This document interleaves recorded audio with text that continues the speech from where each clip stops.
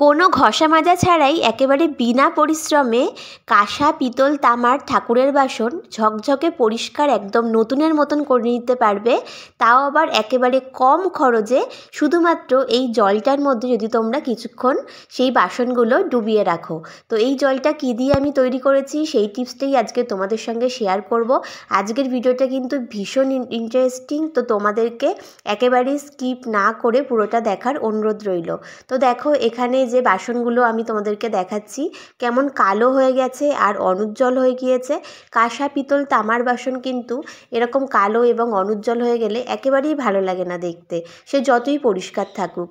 তো দেখো আজকে আমি তোমাদের সাথে এমন একটা টিপস শেয়ার করব যেটা তোমরা কোনো রকম হাতে তোমাদের পরিশ্রম করতে হবে না, ঘষা মাজা ছাড়াই একেবারে বিনা পরিশ্রমে কম খরচে একদম অল্প সময়ের মধ্যেই তোমরা সুন্দর করে এই সমস্ত তামা পিতল এবং কাঁসার বাসন মিনিটের মধ্যে মেজে নিতে পারবে।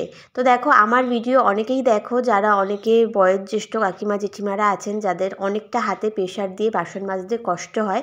তো আজকের ভিডিওটা কিন্তু তাদের জন্য খুবই মানে উপকারে লাগবে। তো তোমরা দেখে নাও যে জলটা আমি কিভাবে তৈরি করছি, একেবারে তুড়ি মেরে তোমরা এই বাসনগুলো কিন্তু মেজে নিতে পারবে। তো দেখো প্রথমে আমি এখানে একটা ছড়ানো পাত্র নিয়ে নেবো, যেখানে বাসনগুলো তোমাদের ভালো মতন যাতে ডুবিয়ে রাখতে পারো এমন একটা পাত্র নেবে। তার মধ্যে আমি এখন বেশ গরম জল নিয়ে নিয়েছি। গরম জলটা কিন্তু ধোয়া উঠছে তোমরা দেখতে পাচ্ছ।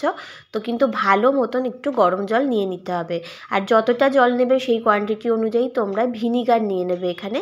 তো আমি এখানে 4 ঢাকনা ভিনিগার নিয়ে নিলাম যতটা জল নিয়েছি সেই অনুযায়ী। আর এখানে আমি 2 চামচ সাদা লবণ দিয়ে দিচ্ছি। আর এখানে দেবো একটা শ্যাম্পু, যে কোনো শ্যাম্পু তোমরা এখানে ইউজ করতে পারো। তো এই কটা জিনিস আমরা জলের মধ্যে ভালো করে দিয়ে ভালো করে জলটা মিশিয়ে নেব। তারপরে যে কটা বাসন আমরা মাজবো সেই বাসনগুলো জাস্ট জলটার মধ্যে সুন্দর করে ডুবিয়ে দেবো। আর সব কটা বাসন যেন ভালো করে জলটার মধ্যে ডুবে যায় এরকম পরিমাণে কিন্তু জলটা নিতে হবে। তো দেখো শুধু জলটা এইভাবে জলের মধ্যে আমরা ডুবিয়ে 10 মিনিট রেখে দেবো, তার দিয়ে বেশিক্ষণ রাখার দরকার নেই। তো 10 মিনিট ভিজিয়ে রাখার পরে দেখো আমি ফিরে এলাম। তোমরা নিজেরাই কিন্তু ম্যাজিকটা দেখতে পাচ্ছ, কোনো রকম ঘষা মাজা করলাম না, কিন্তু দেখো কি সুন্দর পরিষ্কার হয়ে গেছে। অন্য বাসনগুলোও দেখে নাও, ততক্ষণ তোমাদের কিছু কমেন্ট পড়ে নিই। প্রথম কমেন্ট করেছে, চলো দেখে নিই, মিনতি চক্রবর্তী, আমি হিন্দ মোটর থেকে, তোমার টিপসগুলো খুব ভালো লাগে। আচ্ছা রত্না ঘোষ আর শিলা সিনহা বেলঘরিয়া থেকে, পুতুল মণ্ডল দাস লিখেছে দমদম থেকে, জয়গোপাল রংপুর থেকে, অনিতা সরকার দিল্লি থেকে, প্রতিমা সাহা কল্যাণী থেকে, দিশা ঘোষ বারাসাত থেকে, আচ্ছা প্রতিমা রয় জলপাইগুড়ি থেকে, আর স্বপ্না নিয়োগী হাওড়া থেকে। তোমাদের অনেক অনেক ধন্যবাদ। তোমরাও কোথা থেকে দেখছো আমার ভিডিওটা কমেন্ট করে জানিও, যাতে আমি তোমাদেরকে ধন্যবাদ জানাতে পারি।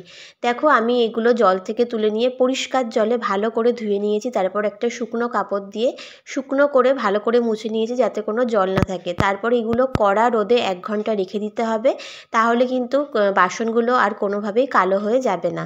তো আজকের টিপসটা তোমাদের কেমন লাগলো অবশ্যই জানিও, আর যদি ইউজফুল মনে হয় তাহলে তোমরা ভিডিওটা তোমাদের বন্ধুদের সাথে বেশি বেশি করে শেয়ার করো, তোমাদের কাছে এটা অনুরোধ রইল। আর এই রকম টিপস পেতে আমার প্রোফাইলটা ফলো করে দিয়ে বন্ধু হয়ে সবাই পাশে থেকো। সবাই ভালো থেকো, সুস্থ থেকো, সাবধানে থেকো। আজকের মতো সবাইকে